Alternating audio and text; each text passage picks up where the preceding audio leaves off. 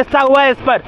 आज तक हमने जितने भी आतंकवादी अटैक देखे हैं इस देश में, दो चीजों की वजह से होते हैं खिलाफ, लेकिन वो प्रताप सिम्हा जिसके पास से ये आतंकवादी संसद में घुसे उस पर अभी तक कोई कार्रवाई नहीं शुरू हुई है। क्रोनोलॉजी समझिए कि ये लोग जब घुसे हैं अपने जूतों में ये लोग कैन रख के लाए थे। कैसे लाए थे, क्यों पता था कि जूतों में कैन लाना है? कैसे आतंकवादी करते हैं और उसके बाद इन्होंने इस घटना को अंजाम दिया। में जब इतना बड़ा सिक्योरिटी ब्रीच होता है तो होम मिनिस्टर के मुंह पे चुप्पी क्यों है?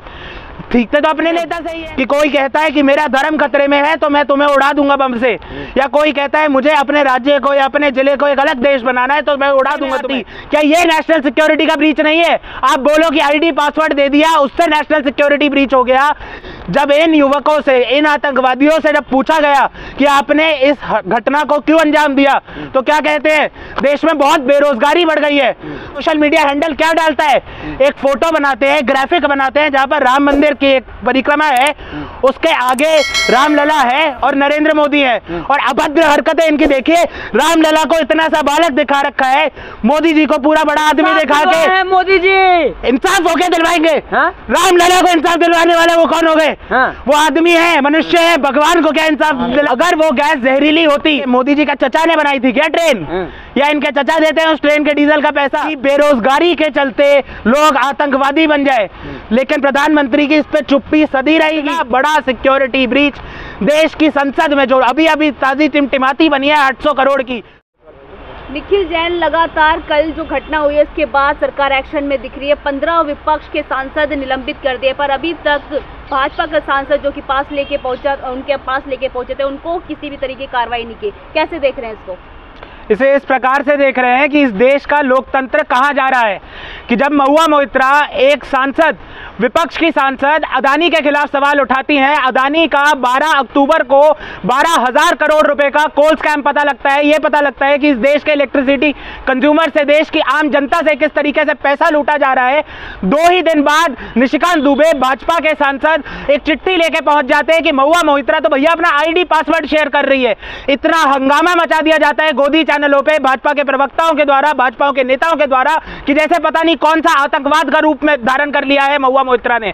उन पे 25 दिन के अंदर उन पे एक फर्जी कमेटी बिठाई जाती है, फर्जी रिपोर्ट आती है 109 पेज की, नेशनल सिक्योरिटी का ब्रीच बता के उन्हें बर्खास्त कर दिया जाता है। मजे की बात देखिए, इससे 5 ही दिन पहले भाजपा के सांसद रमेश बिधूड़ी, दानिश अली जो बसपा के सांसद हैं, उनको इतनी घटिया गालियां सदन के पतल पे देते हैं कि मैं आप लोगों के सामने बोल भी नहीं सकता। उनको क्या किया जाता है? बर्खास्त नहीं, विलंबित नहीं, कोई नोटिस, हाँ बोलते हैं पर मैं आ नहीं सकता, चुनाव का प्रचार कर रहा हूं, क्योंकि गुर्जर समुदाय को लुभाने के लिए मोदी जी ने राजस्थान प्रचार के लिए भेजा था।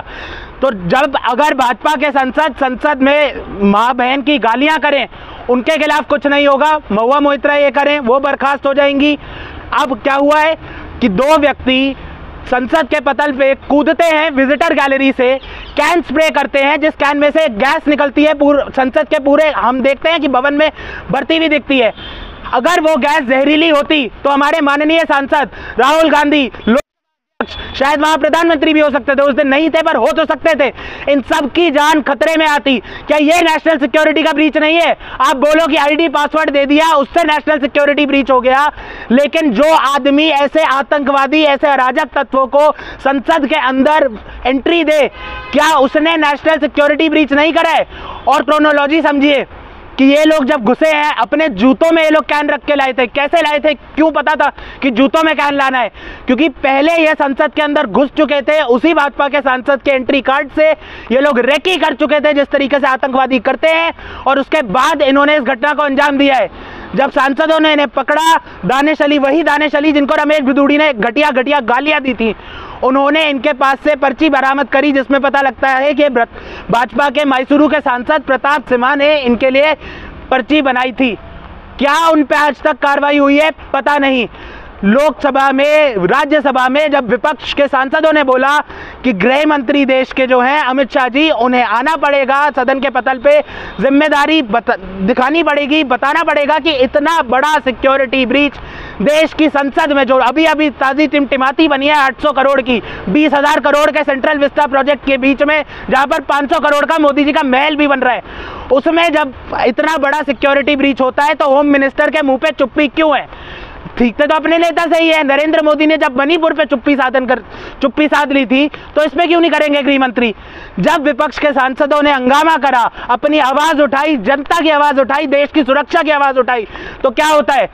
15 विपक्ष के सांसदों को बिना कार्रवाई के, बिना रिपोर्ट इन्वेस्टिगेशन इंक्वायरी के सस्पेंड यानी कि विलंबित कर दिया जाता है। 15, 9 उसमें से कांग्रेस पार्टी के हैं। एक डेरेक ओब्रायन है जो बड़ी मुखरता से आवाज उठाते रहे हैं मोदी के खिलाफ, अदानी के खिलाफ और इस पूरे तंत्र के खिलाफ। लेकिन वो प्रताप सिम्हा जिसके पास से ये आतंकवादी संसद में घुसे, उस पर अभी तक कोई कार्रवाई नहीं शुरू हुई है। आपने 8 या 9 सिक्योरिटी कर्मचारियों को विलंबित कर दिया, सांसदों को विलंबित कर दिया, उससे पहले महुआ मोइत्रा को बर्खास्त कर दिया। लेकिन जिसने ये कांड करा वो क्या कर रहा है? वो मोदी जी के साथ जाके चाय पे चर्चा कर रहा होगा। अच्छा वकील साहब, अगर ये चारों जो घुसे थे अगर ये मुसलमान होते फिर क्या होता? यही सोचना है देश की जनता को कि अगर ये पास दानिश अली ने इशू करा होता और इन 4 के नाम सागर, नीलम, वीलम जो हैं उसकी जगह शबनम और कुछ ऐसा होता, मुसलमानों वाले नाम होते, तो ये गोदी चैनल जो आज की डेट में चुप्पी साध गए हैं, इस पे छोटी सी बाईलाइन में बोल देंगे कि ऐसा ऐसा कुछ हुआ, उसमें भाजपा के सांसद ने पास दिया था, वो इस पे रोज 2-2, 4-4 घंटे की डिबेट करा रहे होते। वो कांग्रेस पार्टी को, बसपा को, इंडिया अलायंस को, सारी की सारी पार्टियों को जोड़ देते। आतंकवाद से मुसलमानों को फिर से आतंकवादी करके दिखाया जाता। और जब ये लोग हिंदू निकले, जब ये लोग भाजपा की संसद की बनाई हुई पर्ची से एंटर करे, तो एकदम उस पर चुप्पी साध ली। और देखिए, मुद्दा हिंदू मुसलमान का नहीं है, भाजपा के गेम में हमें पढ़ने की जरूरत नहीं है। वो तो चाहते हैं देश के हर नागरिक माने कि हर मुसलमान आतंकवादी है, हर आतंकवादी मुसलमान है। पर आतंकवाद का कोई धर्म नहीं होता। हिंदू करे तो गलत, मुसलमान करे तो गलत, सिख करे तो गलत, जो करे वो गलत। पर इसमें सबसे ज्यादा आप इंटरेस्टिंग चीज देखिए, इस आतंकवाद का जो एक किस्सा हुआ है, इस पर आज तक हमने जितने भी आतंकवादी अटैक देखे हैं इस देश में, 2 चीजों की वजह से होते हैं, सेपरेटिज्म और रेडिकल फैनेटिसिज्म। कि कोई कहता है कि मेरा धर्म खतरे में है तो मैं तुम्हें उड़ा दूंगा बम से, या कोई कहता है मुझे अपने राज्य को या अपने जिले को एक अलग देश बनाना है तो मैं उड़ा दूंगा तुम्हें। जब इन युवकों से, इन आतंकवादियों से जब पूछा गया कि आपने इस घटना को क्यों अंजाम दिया, तो क्या कहते हैं? देश में बहुत बेरोजगारी बढ़ गई है। मोदी जी आज इस आलम पे ले आए हैं कि देश का युवक आतंकवादी बन रहा है बेरोजगारी के चलते। क्या आज तक कोई भी सरकार, भाजपा की खुद की सरकार, इस आलम पे देश को लाई थी कि बेरोजगारी के चलते लोग आतंकवादी बन जाए? लेकिन प्रधानमंत्री की इस पे चुप्पी सदी रहेगी। वो प्रधानमंत्री जो 2014 में ये कह के आया था कि 2 करोड़ रोजगार दूंगा, ना वो रोजगार दे पा रहा है। कहा था हर जल में नल होगा, ना जल है। कहा था हर किसी को एक आवास होगा, 20% लोगों को भी वैसा आवास नहीं मिला है। कहा था किसानों की इनकम दुगनी होगी, किसी किसान की इनकम 1.5 गुनी भी नहीं है। का दर्शन करवाएंगे आप लोगों को सर? तो रामलला का दर्शन वो क्या करवाएंगे? 80% हिंदू है इस देश में। राम भगवान में, कृष्ण भगवान में, शिव भगवान में, विष्णु भगवान में इस देश के 100 करोड़ से ऊपर हिंदुओं की आस्था है। उनके मंदिर इन्होंने नहीं बना दिए। हजारों साल प्राचीन सभ्यता है हमारी।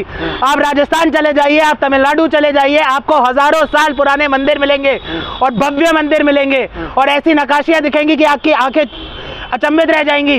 तो ये इन्होंने कोई रामलला का मंदिर बना के कुछ नहीं कर दिया। तो देश के हिंदुओं की आस्था है कि कोई भी अगर मंदिर बन रहा है, इसी तरीके से देश के मुसलमानों की भी आस्था है। करवाएंगे आपको सर, ले जाएंगे ट्रेन से। अरे ये क्यों, क्या फ्री? इनके मोदी जी का चचा ने बनाई थी क्या ट्रेन? या इनके चचा देते हैं उस ट्रेन के डीजल का पैसा? जो वृद्ध नागरिक थे, सीनियर सिटीजन को एक कंसेशन मिला करता था रेल पे, इन्होंने ये कंसेशन छीन लिया। जान जान की ट्रेनें हल्की चला रहे हैं। ये शायद बहुत आपके दर्शकों को ना पता हो। वंदे भारत करके मोदी जी हर जगह रेल मास्टर की तरह झंडी पहुंचाने तो चले जाते थे। हर ट्रेन को झंडी पहुंचाने चले जाएंगे। मणिपुर नहीं जा पाएंगे पर वहां चले जाते थे। बोला गया बहुत तेज ट्रेन है। आप अभी IRCTC की साइट खोलिए रेल की और टिकट बुक कराने की कोशिश करिए। किसी भी अगर एक जगह पे शताब्दी 3.25 घंटे में पहुंच रही है तो वंदे भारत 3.25 में पहुंच रही है। कोई बुलेट ट्रेन नहीं ले आए।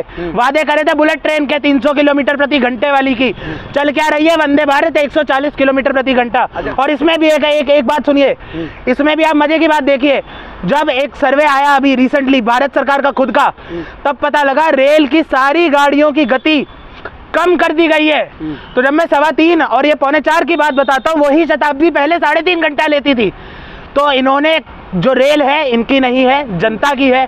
अगर मंदिर बन रहा है इनका नहीं है, हिंदुओं का है। और जो धर्म में आस्था है वो सबकी है। इनका मैं असली रूप आपको बताता हूँ।